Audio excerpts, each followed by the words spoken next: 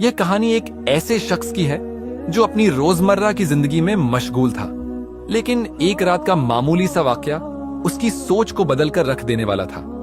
अली, एक 25 साल का नौजवान जो टैक्सी चलाकर अपनी अम्मा के साथ जिंदगी बसर कर रहा था। उसका गुजारा अच्छा चल रहा था और अब वह अपनी खुद की गाड़ी लेने की तैयारी में था। उस दिन सुबह से उसने कुछ नहीं खाया था और भूख अब शदीद हो चुकी थी। आखिरकार उसने सोचा कि पहले कुछ खा लिया जाए, फिर बाकी काम किया जाएगा।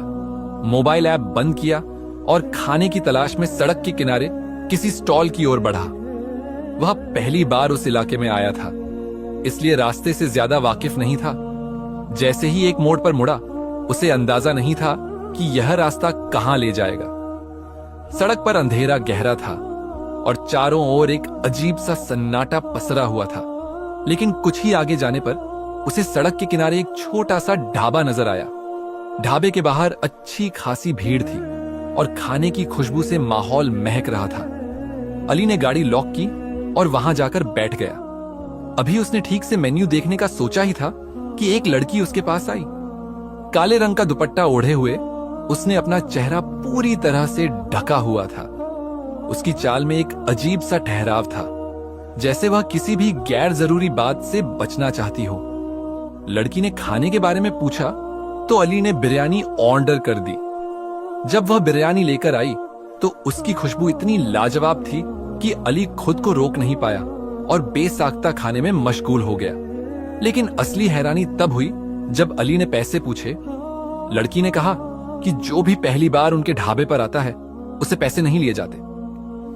यह सुनकर अली चौंक गया। वह लड़की कौन थी? अकेले ढाबा चला रही थी या फिर यह किसी और का था?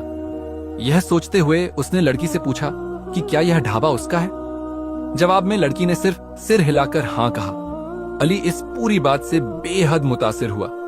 उसने कभी नहीं सोचा था कि सड़क के किनारे कोई लड़की इस तरह ढाबा चला सकती है, वो भी इतनी खुददारी और हिम्मत के साथ। वह उसकी यह बात भी नहीं भूला कि अगली बार आने पर ही वह अपना नाम बताएगी। घर लौटते वक्त अली को एहसास हुआ कि उसे बिरयानी पैक करवा लेनी चाहिए थी ताकि उसकी अम्मा भी खा सकती। लेकिन अब वह काफी दूर निकल आया था, वापस जाना मुमकिन नहीं था।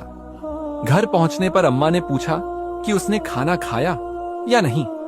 जब अली ने उन्हें बताया कि उसने ढाबे पर खा लिया तो उन्होंने तसल्ली से कहा कि अच्छा हुआ, क्योंकि वह खुद बीमार थी और नाश्ता नहीं बना पाई थी। अली ने जब अम्मा को उस लड़की के बारे में बताया तो उन्होंने भी हैरानी